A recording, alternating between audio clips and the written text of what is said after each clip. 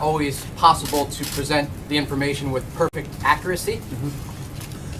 So, I think we come out here every day and try to do the best job we can communicating what the president's done and the accomplishments he's making on the American people. We get here early. We work beyond being here at this podium. As many of you know, we get here early. We work pretty late. We do what we can, but the president is an activist president. He keeps a very robust schedule, as many of you are very well aware, and as you can tell by the activities of next week alone. And I think sometimes we don't have an opportunity to get in to see him, to get his full thinking. In those cases, we do our best to follow up with you. But I think that there are times when you, more than not, read a story where someone's trying to pull apart one word, one sentence, and say, aha, and make it a gotcha thing. We work very hard to get you the most accurate and up-to-date information throughout the day. We don't always have the opportunity to get in to see the president. And in those cases, I think we do a pretty good job of following up and getting you the information after the briefing or in a subsequent. So that's exactly what he meant. Is the president considering canceling the daily press briefings? I think he's a little dismayed, as well as a lot of people, that we come out here and try to do everything we can to provide you and the American people with what he's doing on their behalf, what he's doing to keep the nation safe, what he's doing to grow jobs. And yet we see time and time again an attempt to parse every little word and make it more of a game of gotcha, as opposed to really figure out what the policies are, why something's being pursued, or what the update is on this. And I think that's where there's a lot of dismay, and I don't think it's something that just alone the president feels. Can I ask you one? Why did you come out with information that was later contradicted by the president 2 days later?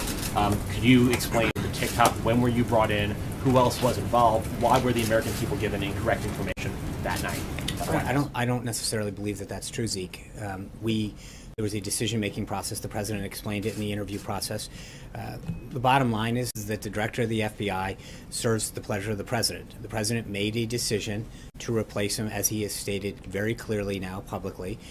The president is now focused on making sure that he finds a replacement that has the leadership qualities to lead the FBI. That's it, plain and simple. Cam. Sean, follow up on that real briefly. What you said Tuesday doesn't match what the president was laying out yesterday in his interview. Can you walk through why the discrepancy in terms of whose decision this was? Well, it's always the president's decision. That's it, final. Did he take the... As I mentioned to Zeke, this is ultimately the president's, always going to be the president's decision. Everyone who serves at the pleasure of the president, it's ultimately going to be his decision to hire someone, to fire someone. He made a decision, in part based on the recommendation, and he's now focused on making sure that we have a replacement at the FBI to instill the proper leadership they need. Blake. In terms of the accuracy tweet, should we take that tweet to mean that you don't have the full picture when you stand at that podium? As I said, we come up here every day, not just to the podium, but we are here first thing in the morning till late at night every day, answering your questions on a variety of subjects and throughout issues that are happening in the government. We, as most of you can attest, work day and night to make sure that we get you the most up-to-date, accurate information at all times.